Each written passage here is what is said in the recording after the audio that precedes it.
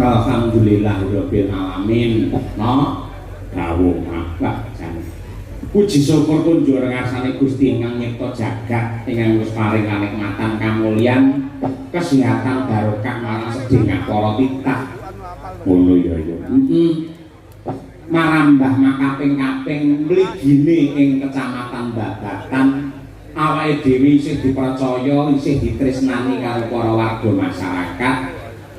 Mula nganti makaping-kaping awake dhewe sowan dan Ponorogo khususé Babatan. Ya. Malah bengi iki dipun timbali dening pepunden kula Bapak kami tuwa Bapak Sukamto sekalian Ibu Pujiati ya Mak. Ingkang enggak ana ing Karanggayam Trisana Babatan Ponorogo. Nggih. Ya ngene iki lho Nduk sing apik, Kyai Sembodo piyayi duwe tekad sing kenceng, duwe niat sing gembleng ya kaya Pak Sukamto iki. Ngono. Apapun yang terjadi yang pancen ngersaki ngurip-urip marang budaya, nguri-uri karo wayang, mbuh piye carane mesti ditindakake. Ya kok. Monggo jane daleme kene nuwun sewu halamane pamane nggih wayangan kuwi ya kurang cukup ya, Mak. Mula ri palungguhan iki ya aneh to iki. Biasane ade wayangane siji ning lapangan, loro ning tengah dalan. Ning bengi iki awake dhewe ning tengah sawah. Iya. Muga-muga iki ya sawahe Pak Kamto dhewe. Muga upamane senes ning ya mesti ada jalinan silaturahim yang baik, tali kekadangan sing apik, wayangan ning sawah muga-muga dadi barokah. Allahumma amin. Mula nang kene iki kewan iki pirang-pirang iki. Masa endi sing nyamuk, endi sing kepik, endi sing apa, nganti ana sing nekat mlebu ning jero jarik. Ayo. Resikone dadi dalang ngono kuwi. Ora apa-apa. Ini ya kuwi lho kaya nekat mlebu. Maka lek dikukur ya saru, lek ora dikukur ya nekat ae dhewe. Iya. Ora apa-apa ya. Ora apa-apa. Iki sing tegese Bapak Sukamto iki patut minangka contoh, patut minangka tepa tuladha. Wis jarang nduk jaman saiki piyayi mantu, piyayi supitan atau sunatan iki nanggap wayang. Yen ning Ponorogo bersih desa isih subur kepareng wayangan ning endi wae. Iya. Nek yen duwe gawe racake yen nggenku kono biasane mung nanggap elektron. Ya, campur sari ringkes, yen sajake golek cumpen utawa golek ngirit meneh mung kaset. Ya, ngono kuwi. Ning ing atase panjenengane Bapak Sukamto nuwun sewu, kepareng wayangan mujudake hal sing sangat luar biasa. Muga-muga bisa nular marang para warga masyarakat liya-liyane sing kersa urip-urip budaya kaya wayang iki, merga kaya sing tak aturake ngarep mau sing jenenge perkotaan instansi pemerintahan, mbuh kantor-kantor dinas ngendi wae sing biyen di era Orde Baru kerep wayangan, saiki ora ana sing wayangan alasane efisiensi anggaran. Ya to. Pak Kamto ora kenal ki efisiensi pengiritan ora kenal Pak Kamto. Sing baku tetep wayangan pira regane mesti dibayar mergo untuk ya kuwi nyenengake warga masyarakat supaya paring pangestu panjurung marang temanten kekalih. Nenggih Roko Mas Bagus Arizal Anas ST karo Mbak Yuroro Dinda Malema RJK Kencana Ayu ST. Wah, sing wedok jenenge Duwowo kaya ngono. Bocah saiki kaya ngono ora apa-apa, Nduk, sing penting niate apik. Iya to. Aja kaya tanggaku kae. Pembe anak lanang siji Pak Joko jenenge Kacuk Santoso. Enak, nyelu ya Cuk, Kacuk arep ndi Cuk ngono kuwi. Padha karo Bu Endang kae, duwe anak wedok siji jenenge Nunuk Indrawati. Jenenge anak apa ae boleh. Nek nganti iki kok dadi kecelakaan, ling ngucapke iki bingung. Upamane si Nunuk numpak sepeda motor kolor, terus si Kacuk numpak sepeda motor koetan, nek prapatan ora ono banjune padha bantere, tabrakan bries ngono kuwi. Sapa kae sing tabrakan? Anu Nunuke Bu Endang ditabrak Kacuke Pak Joko. Lah ngene malah ora kepenak. Iya. Iki asmane temanten kekalih ya apik. Muga-muga iso nular ning liya-liyane. Monggo Pak, wayangan tur le wayangan utawi mirsani wayang mangke putra-putrane diganti mirsani wayang. Ya, men bocah ngerti karo wayang sak kuwate. Yen cara aku mbiyen mesti sore iki turu dhisik terus jam 3 digugah terus nonton wayang nggih men muro kali gayeng-gayenge yen cara aku. Ya. Men ora kepaten ngobor wayang tetep ditresnani karo akeh ora mergo aku seniman dalang terus wayang ben eksis aku ben payu ki ora wayang ini milik kita bersama semua warga masyarakat mempunyai kewajiban untuk melestarikan ya pokok jaman sing wis kaya ngene lho Nduk golek sandang pangan ki angel kaya ngene pemerintah gawe kebijakan sosok yang malah bingungke masyarakat gawe kebijakan malah gawe rekasane warga masyarakat ning tekad suci dari Bapak Sukamto untuk memberi hiburan dan mengangkat seni budaya wajib diacungi jempol tepuk tangan untuk Bapak Sukamto kami tua hebat sangat luar biasa mundur temanten utawa boyo manten ya Pak muga-muga temanten kekalih pikantuk wahyune judu keluarganipun sakinah mawaddah warahmah penuh dengan barokah anane mung guyub rukun lan kagungan wujude katresnan minangka talining bebrayan wujude putra kaya golek kencana sing bisa tata jama minangka penyambungi umur lan uga dalan kamulyane wong tuwa iya ngono ya Pak mau Pak Kamto ya kepareng paring dawuh ngersakake lelagon larase slindro patete 9 iya Pak ngono kuwi. Assalamualaikum warahmatullahi wabarakatuh. Pak Dalang, waalaikumsalam. Nyuwun gending ngimpi dipun dawani angka kalih sesedeman kagem warga masyarakat Karanggayam Trisana selamat mirsani ya saking Bapak Sukamto. Ugi ngaturaken sungkem bekti marang Ibu Nyai ing Pondok Pesantren Anur Ibu Nyai Ismi sing biyen nate nimbali awake dhewe mau malah kepareng utusan Cundaka sesuk-esuk bar wayangan awake dhewe supaya sowan ana ing Pondok Anur ngestukake dawuh Ibu Ismi kaya ngono.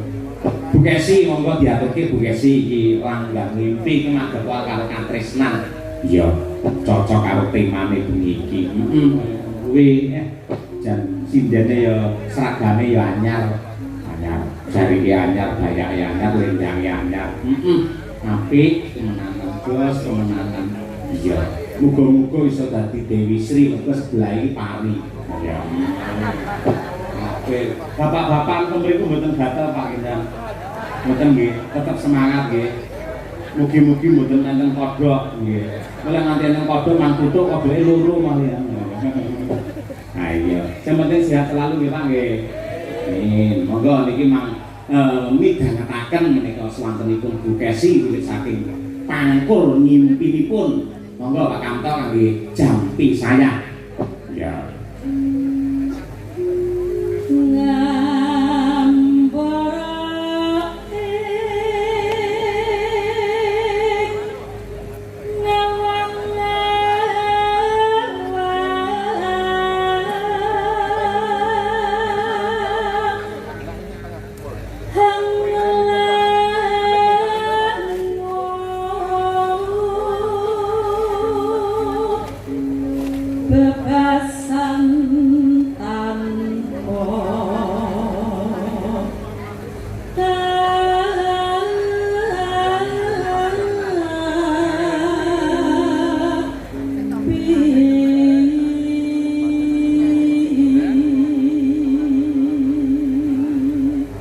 ugi kula dherekaken ngaturaken panuwun dumateng Pak Poyanto Lembah panjenengane sing kepareng nderekake Bapak Sukamto nalika tindak ning gubuke dhewe Karanganyar nggih sinah nuwun Pak Yanto nggih Bu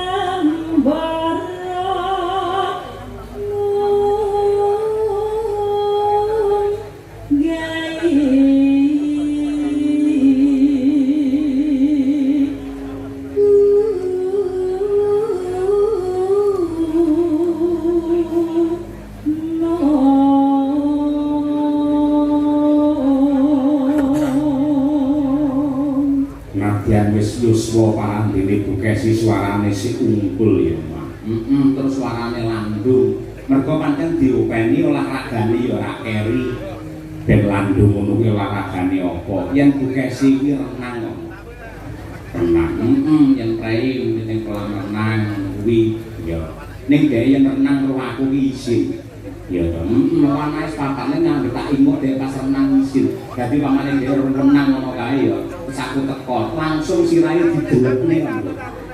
Terus ning bokong metu malah. Ayo. Kaya kodok. Kodokmu. Iya. Ora. Coba. Katung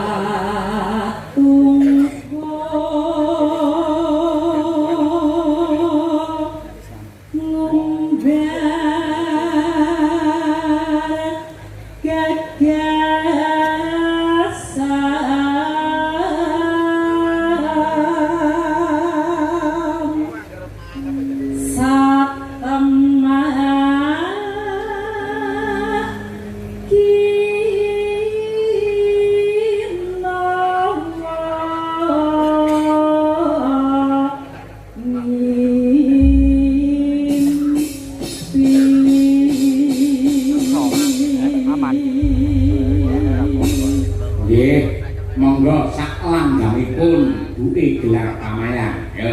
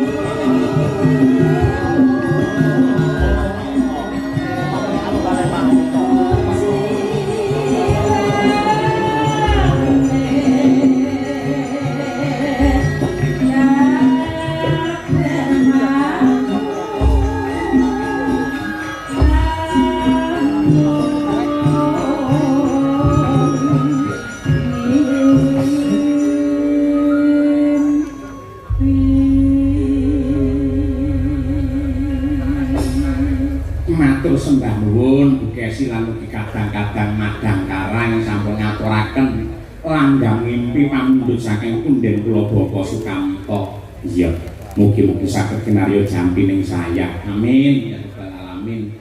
Aku ora ngira lho, Nduk, jebul ki ana bintang tamune. Bilane. Tiwas aku bingung. Nah iya. Ya kuwi Mas Klitik karo Mas Klutuk. Awan mawi lah Mas Klutuk iki WA aku to. Mas, mangke napa kula temu jenengan? Mboten niku. Kula mboten ngejok jenengan. Mboten Ponorogo teng daerah Trisana niku. Sik tak telepon Pak Kamto, Pak. Jenengan apa ngejok Mas Klitik Klutuk? Nggih, Pak, dalang ngapunten dereng anu ngendika kalih jenengan. Oh, nggih mboten napa-napa. Iki ana bintang tamune. Ya, enteng iki penak iki. Kali rungokne to. Nah iya kok. Coba diaturake, lalang kekek tak bagus. Mas Klitik karo Mas Klutuk